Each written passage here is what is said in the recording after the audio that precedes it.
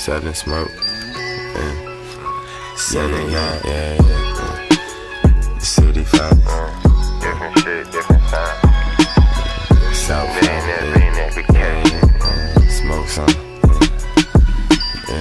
We ain't never sitting down. Smoking on exotic, getting money. We ain't sitting down. We the runners. We ain't never sitting down. Smoking on exotic, getting money. We ain't sitting down. We the runners.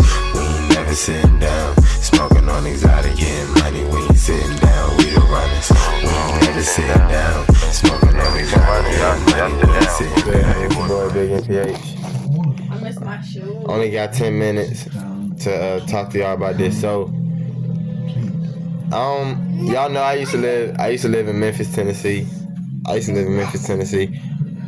Yeah, keep them quiet just for a little bit for me, baby. Just a little bit. But I used to live in Memphis, Tennessee. So, y'all know I'ma chime in on this shit. So everybody today talking about the last messages that Big Juck and Moneybag Yo had. Shout out Bag, by the way. I fuck with Bag. Shout out South Memphis. Shout out North Memphis. Shout out Gotti, RP Juck. Shout out Black Youngster. Shout out Macmillan, South Memphis. Y'all really was out there. So no flogging.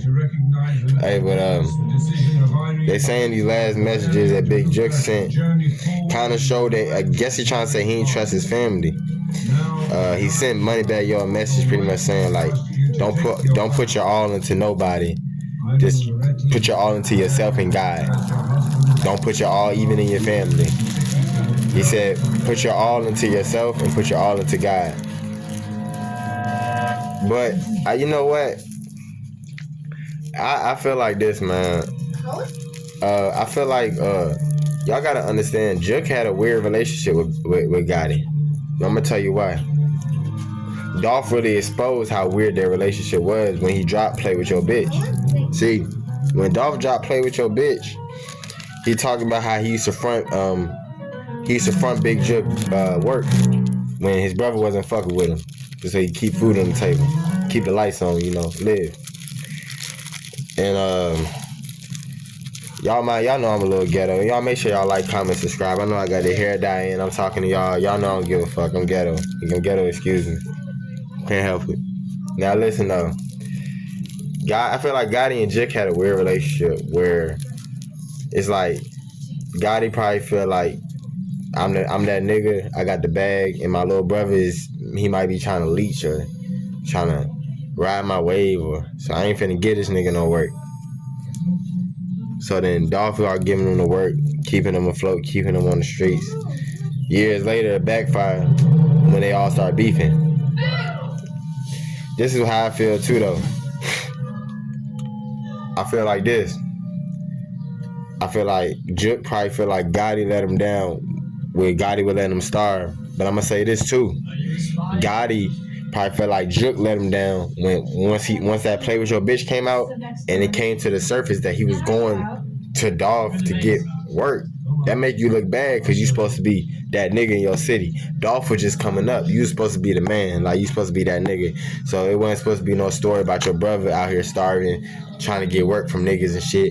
You CEO. You can give him a job at the label. You could do something. So now, I'm going to say this too, though. We all know family can be fucked up.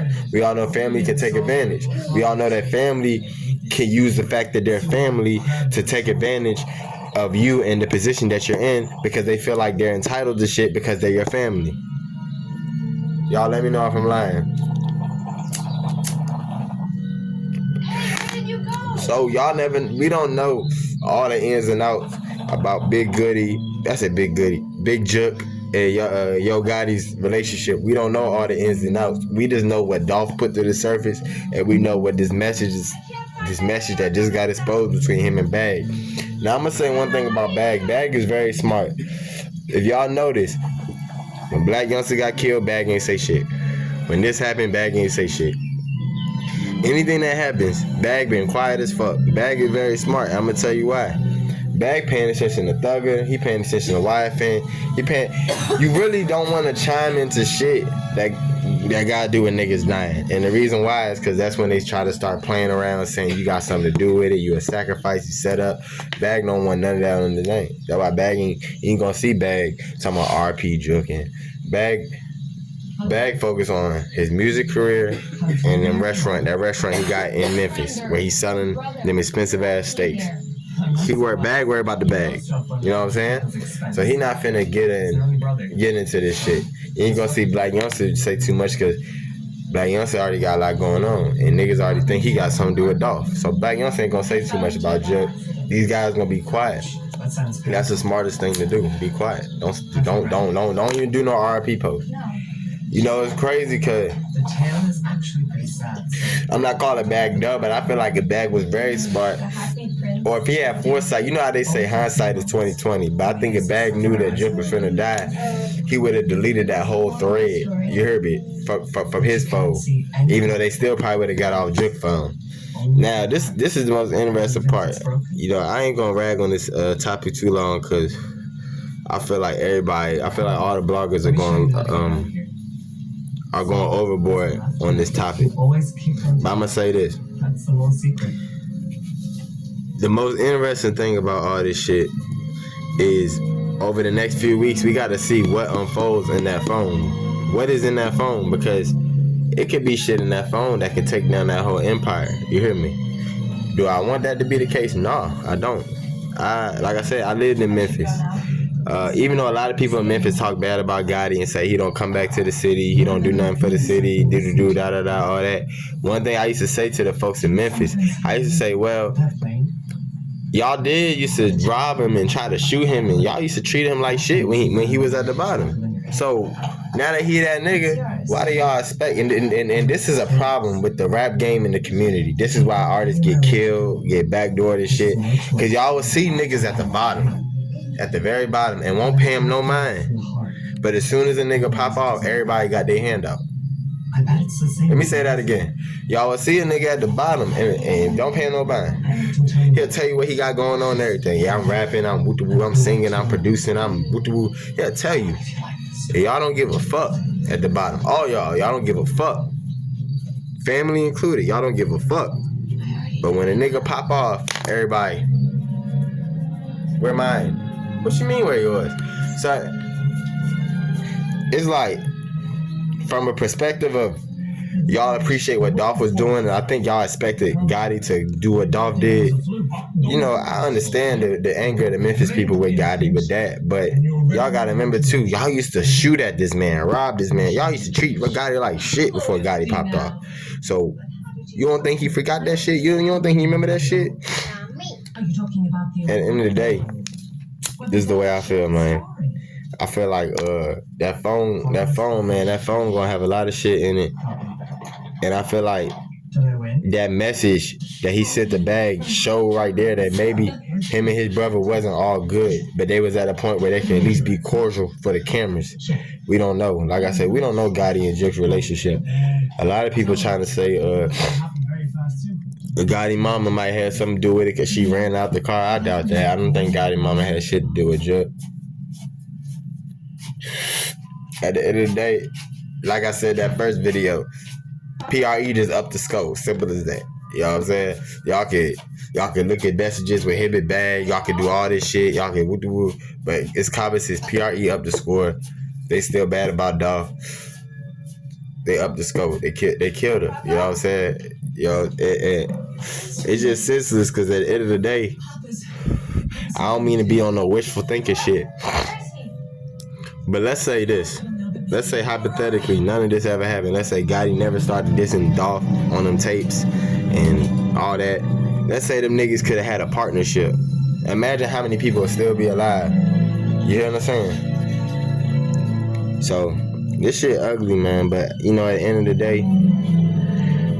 day, man, that phone over the next week or two, that phone gonna expose a lot. Cause see, the thing about phones too, motherfuckers got ways of hiding messages, archiving messages, all that shit. So you don't know what they probably haven't seen everything in that phone yet. They probably still looking. Y'all feel me? They probably still looking through that phone. All I'm gonna say is this. Bag playing it right. Don't say shit. Stay, keep getting your bread. Stay out the clear. Everybody else, don't say shit. YTB, Fat, all the dudes on CMG. Y'all keep y'all about shit. Don't say shit. Because the bit that y'all talk, the bit that y'all get the recipe, so the bit. We in an age now where so many artists done sacrificed and backdoor niggas and did this, that, and the third. I mean, even Gotti to an extent. You know, one thing that made Gotti look bad in this situation, Gotti backdoor Glizzy. So it gonna make motherfuckers think maybe he did backdoor his brother. But I just don't think Gotti backdoored his brother. I wanna give Gotti the BLD and say he didn't backdoor his brother, and this really was just, you know, like that, y'all overreading that message between Juke and Bag. I really think PRE just up the scope. Like I said, they caught the nigga. He had one security guard. Come on now, you in Memphis, Tennessee. You in East Memphis. You 10 minutes from Orange Mound, South Memphis. That's PRE land right there. Everybody know. The north is CMG, the south is PRE. That's just what it is. So it's gonna be interesting, but you know, I want all the bloodshed to just slow down in Memphis. You know what I'm saying? And I know that, like I said, a lot of shit I say on this blog, it might come off as wishful thinking, and y'all might be like, bro, you in La La Land, bro, you. But really though, on both sides, man, from the years 2010 up to now, both labels gave us hits, hella hits. And it could have been, you know what I'm saying? They really could have turned up more if they wouldn't have been beefing. That's just how I feel. So, man, we just gotta, you know what I'm saying? Y'all just gotta keep looking, man. Just keep looking. We're gonna keep looking at these messages, because the messages in that phone they might even lead to who killed him. You never know. I don't know, man. I just want everybody to stay tuned. Stay tuned on the blog. Whatever little info I got, you know, I'm gonna drop it for y'all. Y'all know I got an inside man or two. You know what I'm saying? Even though I ain't in Memphis, I got an inside man or two. So, you know what I'm saying? I get some info for y'all. So, but yeah, CMG playing it smart. Don't talk about this shit, because they throwing Ricos left and right. And the reason why they throwing Ricos left and right, the mayors, the people, the city, just like how that mayor in Atlanta tried to make an example out of Thugger, the mayors in Memphis, they mad too. I don't want y'all to think them niggas ain't mad. They mad. All that bloodshed and shooting going on over these two labels. Yeah. Southern Smoke. Yeah. City Fight. Different shit, different time. South Being there, we catch. Smoke some. Yeah. We ain't never sitting down. Smoking on exotic, getting money. We ain't sitting down. We the runners. We ain't never sitting down. Smoking on exotic, getting money. We ain't sitting down. We the runners. We ain't never sitting down. Smoking on exotic, getting money. We ain't sitting down. We the runners. We ain't never sitting down.